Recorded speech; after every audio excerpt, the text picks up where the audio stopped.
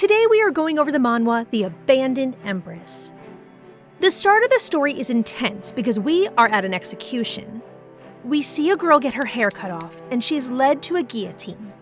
She looks up at a balcony and sees a king and queen holding each other, and she starts to cry. She thinks on how she used to love the king and how he came before everything in her life.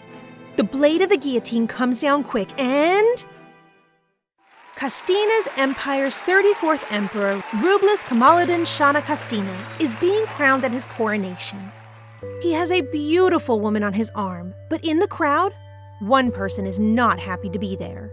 Her name is Aristia La Monique. She has silver hair, and she is known as the Moon of the Empire. Aristia was called to the palace to be friends with Jiun, who is a royal of the palace. Aristia thinks that Jiun's place should have been hers, and she's jealous of the young woman. Aristia was trained from birth to become the emperor's wife due to a prophecy told before her birth. All was going according to plan, and they were to be wed. However, Jiun showed up unexpectedly. It is revealed that she is actually a modern girl who appears in Aristia's world. The emperor was smitten with this new woman, and Aristia was introduced to the palace as a lower queen instead of the empress. Aristia is walking in the garden, reminiscing on her life and what it could have been. She is joined by Jiun, who is sad to see Aristia sad. Jiun starts to cry on Aristia's behalf, and because Aristia's longing reminds Jiun of her old life before the palace. The pity party is interrupted by Emperor Rubles, or Ruv, to Jiun. He accuses Aristia of doing something to Jiun to make her cry, but Jiun sticks up for Aristia. Ruv tells Jiun to go inside to rest, and she does. He then turns on Aristia, telling her that she is not to bother Jiun. He tells her that the prophecy was never about her, but about Jiun, and he leaves Aristia to cry. Ugh, what is it with these manhwas and the main men being terrible? Boo! Aristia is hard at work when Jiun comes in upset. Apparently, the news that she took Aristia's place has just hit her, and she isn't happy about it. Jiun goes on a rant, telling Aristia that she was overwhelmed with falling into a new place and a new role, and accepted the Empress position because she had no way of going home. She begs Aristia for forgiveness, and Aristia goes off. She's pissed because Aristia takes the job of Empress very seriously. It isn't a game to her because she's been raised her whole life to be Empress. And Aristia calls Jiun irresponsible for thinking that she can just complain about her job as Empress to the nation. Jiun is upset that Aristia is upset. She doesn't want Aristia upset with her because she wants to be her friend, and just wanted to rant to a friend. Jiun leaves Aristia alone, and Aristia thinks about how wrong the conversation went. However, just as Aristia reaches an understanding about Jiun, Emperor Rubles interrupts. He is furious that Jiun is crying again, and he scolds Aristia for making his empress cry, and slaps her across the face. He tells Aristia that the prophecy was never for her, and makes fun of her for wanting to be his woman so badly. It really looks like Aristia is in trouble because Rubles has her cornered. He tells her to strip, since she wants to be his so badly. Aristia begs Rubles not to touch her so aggressively, and Rubles is angry, claiming that he doesn't understand. There's a rumor going around that Jiun is rejecting Rubles, since he hasn't been to her bedchambers once, and Rubles is obviously a little frustrated. Buddy, if you're trying to get with girls without waiting for consent, that might be your problem. Aristia tells Rubles that she is still a queen and not a mistress, and if it's going to happen, she'll remove her own clothes on her own time. Rubles once again decides to be an ass, and tells Aristia that he'll do as he wants with her. Such a gross guy. 2 months later, a grand banquet is held in honor of the 1-year anniversary of Jiun's appearance. Aristia thinks about how Jiun still wants to be like a sister to her, and she decides that maybe her feelings for Rubles will fade once Jiun formally accepts him as her man. Her thoughts are interrupted. Aristia is suddenly sick, and it draws the attention of everyone in the room. Sir Ras, a noble in the court, congratulates Rubles because it looks like Aristia is pregnant. Everyone in the room is shocked. Aristia is not the Empress, and yet she got pregnant first. Jiun screams and falls to her knees at the news, shocking everyone even more. Rubles picks Jiun up from the floor. She stands in shock as Rubles congratulates Aristia on her child. Aristia notices that even though his words are nice, his eyes are ice cold. He suggests that perhaps Arista should go back to her chambers because she isn't feeling well, and not at all because he wants her out of the picture at the banquet. Arista spends the rest of the night in her room, thinking about an old dream she had. She dreamed that Rubles would look at her kindly once she had a child, but she starts to realize the dream is silly. Smart girl. Better for her to know it now rather than figure it out later. 3 weeks pass before Rubles calls to see Arista again. Rubles tells Arista that he will choose his heir from the children he has with Juin, not her. Arista understands, but is upset that Rubles is so cruel to her. Maybe it's fate, or maybe it's Arista's being pregnant, but for whatever reason, Arista gets dizzy and falls, causing Rubles to reach out and catch her. At that exact moment, Jiun rushes in, excited to tell the Emperor something. Jiun sees Rubles holding Arista, and she thinks that they are boldly cheating on her. Rubles reaches out to stop Jiun from running away, dropping Arista in the process. Arista screams, clutching her stomach. Something has gone horribly wrong, and Rubles calls for a doctor as blood starts to stain Arista's dress. Arista wakes up the next morning, and she notes that she feels empty. A doctor comes in and unfortunately informs Arista that she lost her baby. She won't be able to have another one either, as her body is too weak from childhood and from losing her first one. Arista is understandably upset, remembering the incident and how quick Rubles was to leave her in her time of need. Rumors start to spread that Arista's family, the Moniques, are truly cold-hearted. People have been seeing Arista's father attend to nights, but he hasn't checked on his daughter once. They also think that Arista is far too calm when losing her child. Poor girl can't catch a break. Days pass, and Arista is unable to sleep, so she sneaks off to her office to try to get some work done.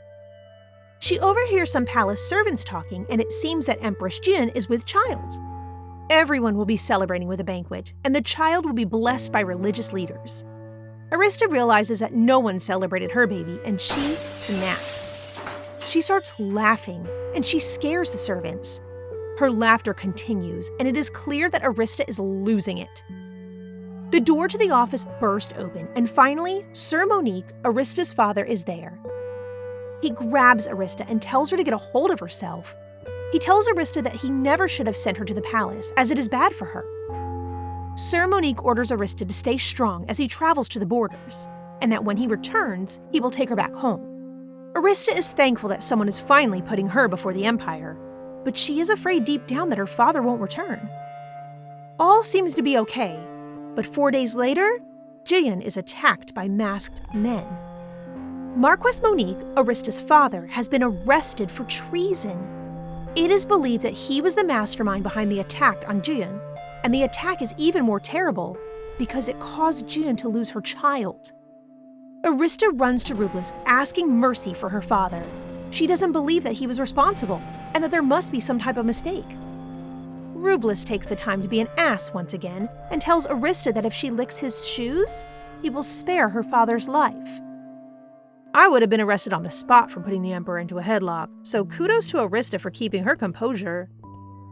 Arista swallows her pride and kneels at the Emperor's feet, begging for her father to be returned safely. Rubles smiles and informs Arista that her father was long dead, having been executed that morning. Rubles says that he would have never given Sir Monique any mercy, as Monique's attack killed his child and hurt Jian. Arista is furious, screaming at the Emperor that his actions have hurt her, and she points out that he killed his own child that he was going to have with her. She removes a hairpin from her hair, and it's sharp. Arista rushes the Emperor in her rage and stabs him.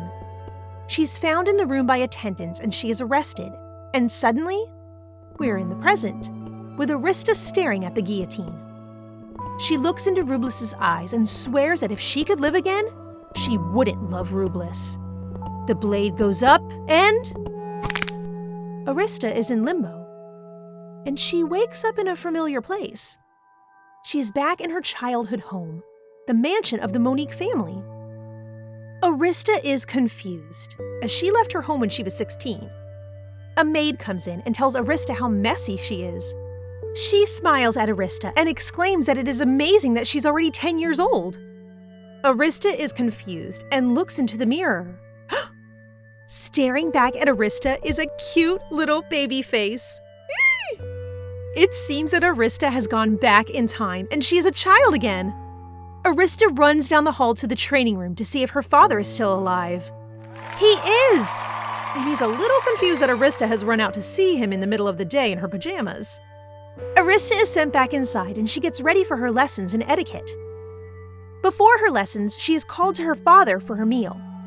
The two are very awkward, probably because they are emotionally repressed, and the dinner is pretty much a silent affair, with each person wanting to tell the other how much they mean to each other. This is so cute. That night, Arista has a nightmare of her previous life with the Emperor. She spends the rest of the night crying alone. Poor baby. Arista is making the most of her time at home, and she is still trying to get used to the people and home that she missed. Her father checks on her before leaving for business at the palace. Arista thinks that her father is warmer than he was in her previous life, and thinks that God has given her another chance. She decides to visit the Oracle the next day to see what is really going on.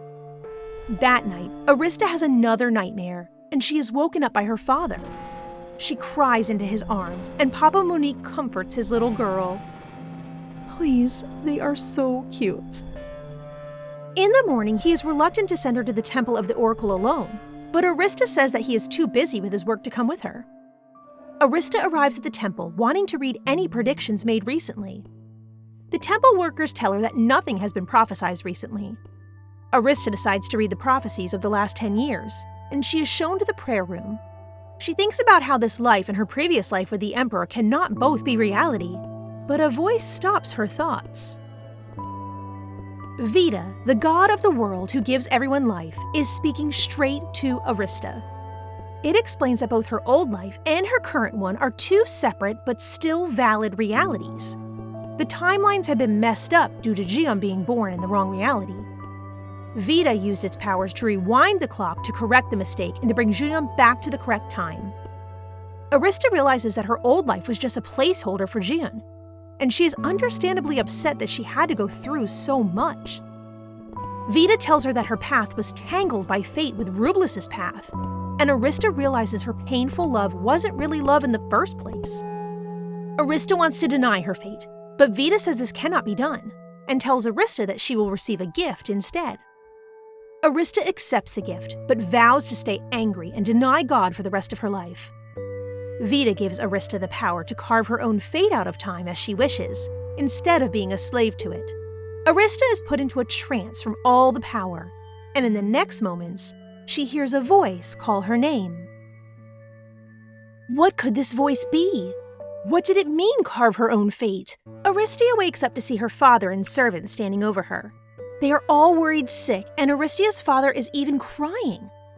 Aristia's travel to the Oracle and her meeting with Veda has taken a lot out of her, and she fainted to the surprise of everyone. The next day, Aristia and her father have tea. Sir Monique has to go back up to the royal palace for business, but first, he wants to know what Aristia has seen at the temple. Aristia doesn't know how to tell him that she has met Veda, their universe's god. But Sir Monique tells her he already knows that Aristia has been given a new name, Aristia La Monique. Mr. Monique says that the Emperor would like to see her as well in regards to Aristia's trip to the Oracle. The two travel to the royal palace, and Aristia is fearful to see the sight that caused her so much torment in her past life. I don't blame her. But Sir Monique to the rescue. Papa Monique shocks everyone and scoops Aristia up in his arms, carrying her to the palace. Inside, Aristia and her father meet the 33rd Emperor of the kingdom, Merkin Luciana Castina. He wants to know the best plan for his kingdom's protection, and he plans on increasing his troops. His commander of the First Night Squadron, Duke Arkantiras, doesn't think that increasing troops would help all that much. And when the idea of raising taxes goes around, Aristia knows that the plan is a bad idea, and he asks her what she thinks he should do for the kingdom. The Emperor has heard of Aristia's smarts, and she thinks that the Emperor is testing her. She sees that Duke Ruth, the Emperor's chancellor, is in the room, and he normally would have pointed out the flaws in the plan. Aristia gathers her courage and explains to the Emperor that the drought season is coming up, and increasing taxes with low food would make people starve. Duke Ruth tells everyone that she is right, and Aristia continues speaking. She says that by taxing luxury items, the throne can collect enough money to raise troops. The Duke supports Aristia's idea, and the men leave Aristia in the throne room of the king in order to come up with the details of the plan. Once alone, the king questions her about the new name given to her by Veda. Apparently, a new name from the god means that one has a right to inherit the throne. He asks her why she didn't act ignorant during his little test for her. But Aristia isn't that type of girl. She tells him that she couldn't let the people just die of starvation. She's so brave. The emperor assures Aristia and her father that he is not worried about Aristia's claim to the throne, as she is too kind-hearted to be a ruler. If she was fit to be a ruler, he says, Aristia would have been sneakier with her intentions to give the court ideas on how to solve the drought. However, the emperor says that her kindness would be perfect for position of the empress. But he is sad because his son is cruel and spoiled as heck. We know, man. We know. Aristia requests that she has nothing at all to do with the emperor's son. And just as she requests this, the young man starts to make his way down to the emperor's throne room. Prince Ruvelis is really, really mad. He's been compared to Aristia all his life, and now he's just found out that she's in the throne room with his father alone. Meanwhile, everyone in the throne room has a dilemma. Aristia doesn't want to repeat her old life, but the emperor can't just send a girl with a claim to the throne to another family or country. As a result, he wants Aristia to marry his son. Aristia knows that the prophecy was referring to another girl, not her, but no one knows this except for Aristia, as she was the only one who met and spoke with the god Veda. Aristia tells the king to wait on sealing her engagement to Ruvelis, and that she will still, in theory, be Ruvelis' fiancée. The emperor agrees, and he lets Aristia leave to get some air. She walks into the emperor's garden by habit, and she runs into Prince Ruvelis. She hides from the prince in some bushes, and the prince goes after her, curious to see who is in the emperor's personal garden. Ruvelis eventually finds Aristia, and he recognizes her instantly as the Marquess Monique's daughter. He tries to talk to her, but Aristia is frozen in fear. Ruvelis is angry that Aristia won't speak, and he takes her silence for arrogance. He decides to leave Aristia alone, and as he leaves, Aristia is scared and worried that her second chance at life will copy her last one. Meanwhile, Sir Alendis de Verita is on his way to visit the Monique home. He is the son of the Duke Ruth de Verita, and in the past, he was the one who came up with the idea of taxing luxury items that Aristia pitched to the emperor. Aristia is worried about him wanting to see her, as she took his idea from her previous life. The two children meet, and Alendis wants to ask Aristia a question.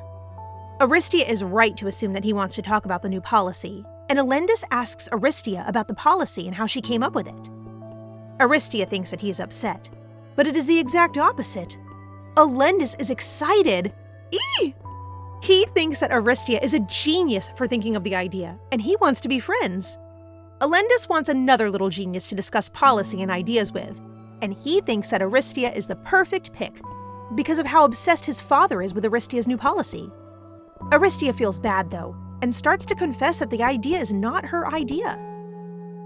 Aristia almost confesses, but chickens out at the last minute and tells Alendis that the idea came from a book. Aristia thinks that he doesn't want to be friends with her anymore because the idea wasn't her own, but Alendis assures her that isn't the case. He's taken a liking to her, and he asks Aristia if she is ever freed from her engagement to marry him. Marquess Monique interrupts the two children and says that Aristia will not marry the young duke's son. Alendis says that he knows the engagement between Aristia and the throne might be broken, but Marquess Monique thinks that breaking off the engagement will make it seem as though there was a flaw with Aristia. Papa Monique is not going to let gossip and rumors spread about his house and daughter. Alendis vows to shield Aristia from the evil talk in the court, and Marquess Monique decides that his daughter's opinion comes first. Aristia says yes, but Marquess Monique has one condition Alendis must pass. He must defeat a whole squadron of knights. He is apprehensive, but he still wants to be friends with Aristia, so he accepts. While Alendis thinks on his training, Aristia is just glad to have her first true friend in the court. Ruvelis is still upset about Aristia's silence in the garden. He is thinking hard about why she could have stayed silent, as he is used to everyone acknowledging and speaking to him as the future emperor. It's bothering him, and he cannot figure out why. And he spends time in the library contemplating on how to go forward. Meanwhile, Aristia goes to the knight's training ground to look for Elendis. She meets Sir Lieg, and he is excited that Aristia remembered him as one of her father's knights. He is so excited, in fact, that he is loud enough to draw the attention of the other knights in the training ground. The knights swarm Aristia, and she's overwhelmed by the attention. She's so cute. The knights set Aristia down in the shade, and they continue with their training until Elendis shows up. Aristia cannot believe how many men are in the grounds, all training under her father. That evening after training, Aristia asks her father if she can learn to wield a sword as well. Papa Monique is not happy. He doesn't want Aristia using a sword because she was born with a frail body. Aristia argues that training will actually make her stronger.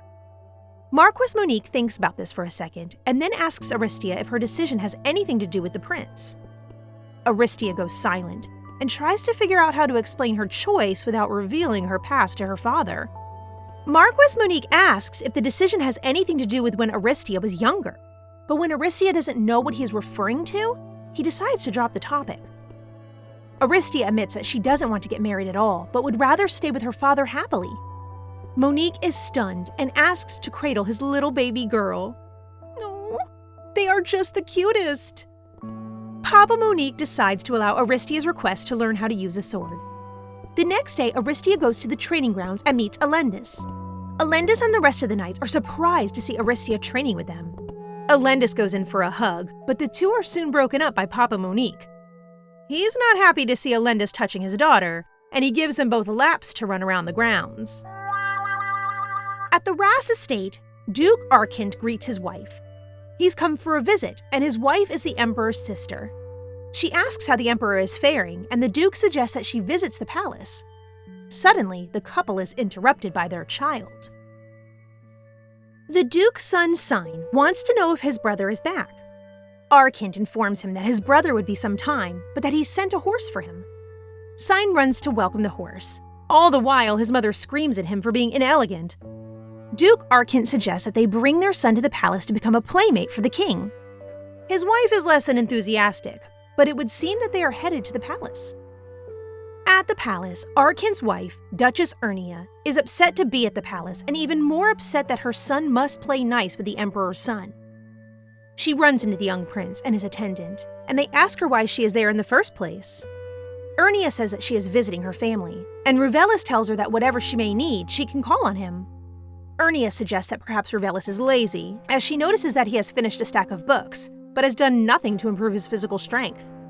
She says that he doesn't want to dishonor the late Empress, his mother, and rightfully so. Ruvelis is very angry at this. Ernia leaves Ruvelis with an idea that Aristia might take his place, and Ruvelis stands still, upset with the fact that once again, he is compared to Aristia. Aristia is still training hard. Her hands have blistered up and swollen, and it's making it very hard for her to continue. As Elendis checks her wounds, Aristia's servant Lena becomes upset that the small girl is being worked so hard. She calls up Sir Lieg, and she asks him why the knights are training with such difficulty if they know that Aristia's body is frail. Sir Lieg proclaims that he is just following orders, and that the Marquess himself has ordered the knights to properly train Aristia so that she may grow strong. As the two continue to argue, they attract the attention of Aristia and Elendis.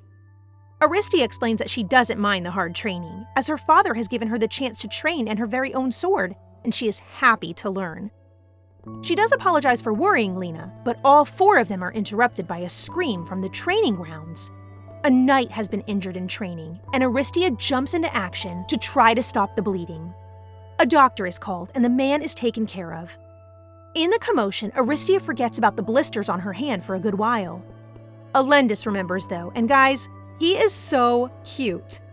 He gives Aristia his own gloves to protect her hands while they heal. Aristia is thankful, and while the two talk, the first snow comes down. As Aristia watches the snow, Elendis watches Aristia. He asks her what she likes, wanting to know more about her. Why? Elendis says it's a secret. It's been 3 months, and Elendis comes to Aristia with a gift. He says that it is inspired by what she likes, the snow. Inside is snow white chocolate made by Elendis himself. So precious. Elendis feeds Aristia a piece, not knowing that they are being watched. Later that day, Aristia goes to the training grounds and finds presents stacked everywhere. The knights want to turn in spoiling Aristia, and they've all gotten her gifts that they want her to try. Aristia runs away, but she can't escape for long because even Lena has gotten the gift-giving fever. Aristia is overwhelmed with all the attention, but she eventually meets her father, and she believes that all the foolishness will stop with such a serious man around. She's wrong, though, because even Papa Monique has gotten little Aristia a gift. Just take them, girl. You deserve every single one. Aristia accepts the tea from her father, and Elendis asks her which gift she likes the most. After careful consideration, Aristia chooses the chocolate, as it was Elendis' own invention, and he asks what she liked first. Everyone else is pretty jealous about Aristia's decision, and Marquis Monique vows to train Elendis even harder.